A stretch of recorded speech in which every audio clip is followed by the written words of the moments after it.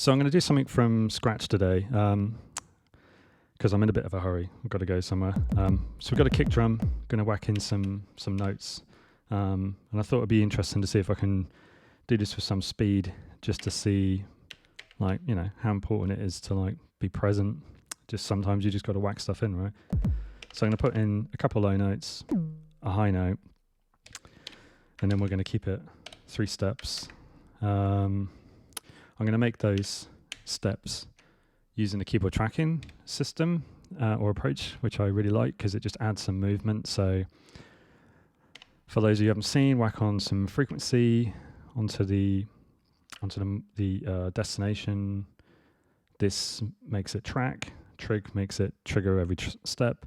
And then this is kind of to the quantity.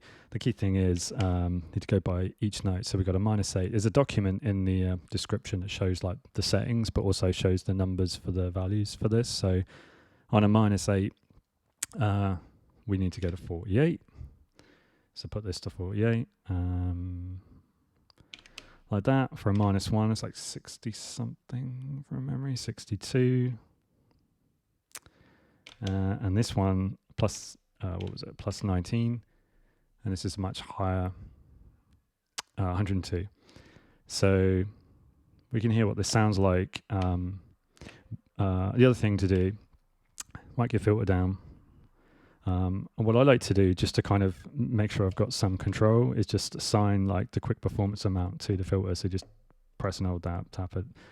I mean, I'm not going to show you how to do this stuff. Like, you can just read the manual, but you can kind of follow along. This kind of gives me some control. So quickly you can, you know, because there's going to be some audio differences. So yeah, the key thing is this depth. This makes the high ones high and the low ones bassy. So obviously then you can bring this up, or you can flip it, which gives it the low ones the high frequency setting, the high ones the low frequency setting. So you get some interesting patterns. So we're going to go with this. Not a big fan of the basic kick drum, so let's see what happens. I always like this kind of lower setting. Bit of grip, take the tick off because that gets quite nasty. Bit of envelope. The other thing I like to do is get some volume going on and get the compression going on, because this really helps me just kind of get a sense of the movement. So I'm going to flick that down, get the makeup gain.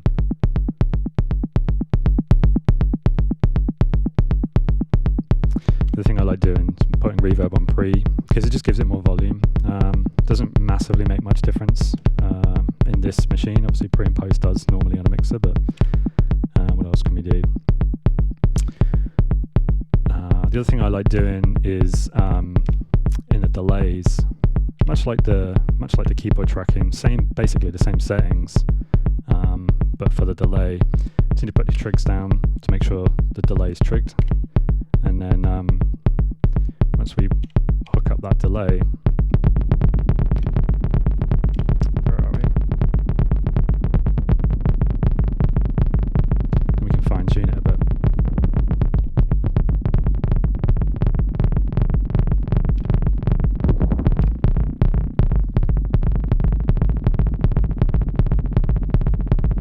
So what I'm kind of looking for is just some interesting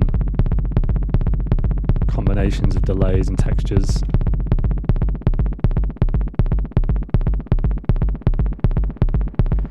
And I like doing the reverb off the delay initially, because you just get this space immediately. The pre-delay is great for rhythmical structure as well. I use this a lot. So even just by moving it a little bit, we've got almost a ducking kind of deal going on, if that's your bag. If you like a bit of side chaining, it might be appealing to you. I don't typically go for that because you can normally do it. I normally compress the shit out of everything, so you're kind of in that territory to begin with. So kind of liking the energy of this already. That flip sounds shit.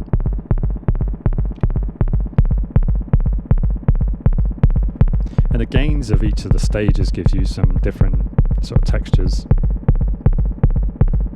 The other thing I like doing is removing what often, especially if it's on a fixed setting, when you're putting the notes in, gives you pre-assigned values. So I'm holding all of these down, but they're all going to be basically the same initially anyway, unless you're unless you've got the fixed velocity off, then this 127 is going to be different numbers. But kind of remove that, and you can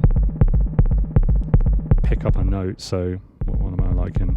I'm liking 3, so I put that one up. No, it's not 3, is it? Must be another one. 1.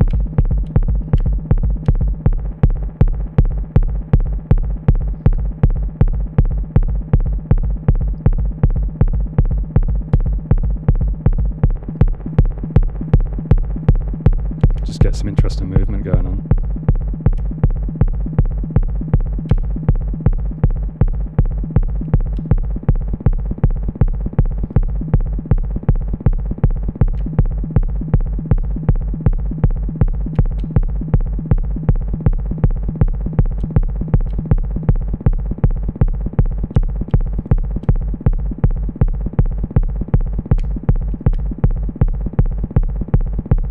So it's really trying to pick out one, I find. Like, it's not making much difference. We'll leave that. Sometimes you can get sort of like some interesting, especially if the sound's sustained, which this one isn't. So let's do that actually. That's going to help us. It always puts you on auto, right, at standard. So this really dictates, like, I think a lot of people's experience with the rhythm and don't really get into the movement. So, you know, immediately you get some sounds that are cut off because of the release. Now things are starting to sound a bit more familiar, and the length is going to have a bit more of an impact. I kind of like inversing the envelope a lot on the filter as well. Always working with the resonance in low frequencies often. Always often. I mean, always. Almost always. I mean, nothing's ever always right, but you know what I mean. It's also interesting trying to make stuff while nattering through. I don't obviously think out loud when I'm making stuff, so I ain't no YouTuber. Whatever that means.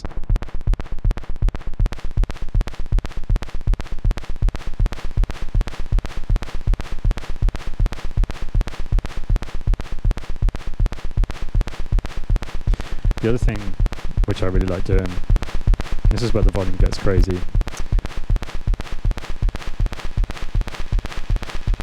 it just makes it alive.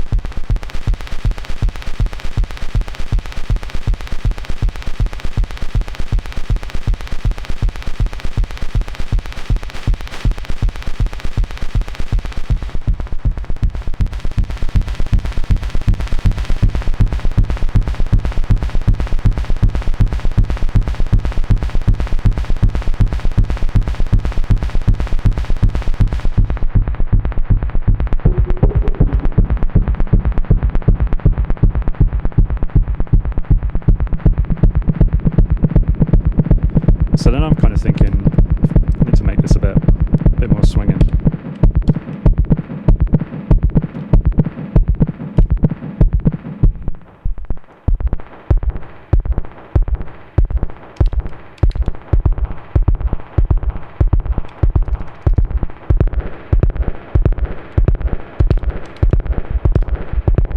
There we go.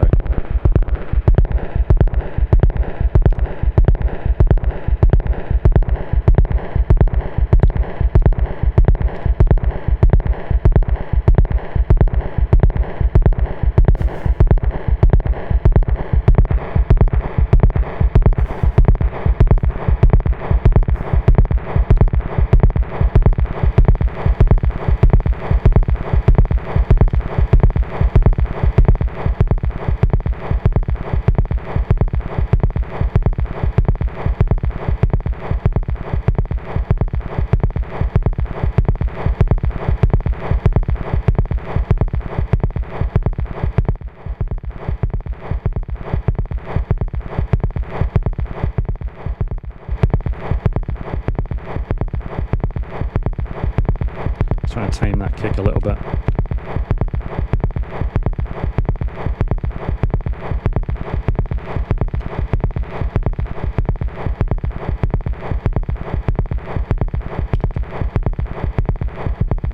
There we go.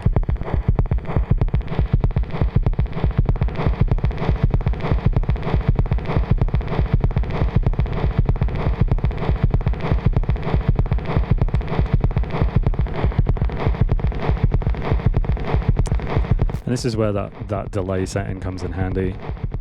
Just the micro adjustments make all the difference.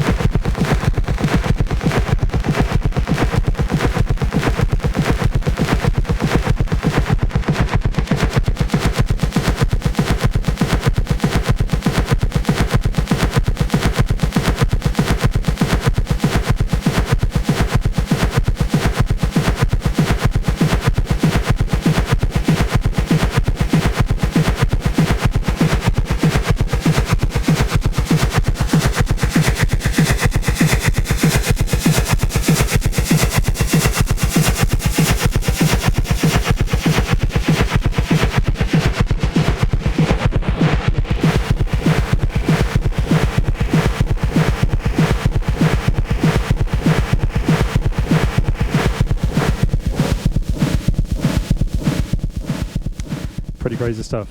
I'm going to leave it there. That was like 15 minutes of quickness. I'm going to share the project as it is, so you have to reverse engineer it, but then, you know, whatever. yeah, kind of interesting working at this pace and just seeing what kind of energies you can kind of create. You can hear with the reverb and the delays, and when that's all kind of colliding in the compressor with just some basic settings, right? You get to some crazy territories. I find the rhythm really needs to be pushed and then controlled when stuff gets out of hand, just kind of honing it in a bit. And you get this weird, it almost feels like you're balancing on a tightrope. Not that I've ever walked on one, but you know what I mean. Yeah, try it out. Cool. See you in the next one.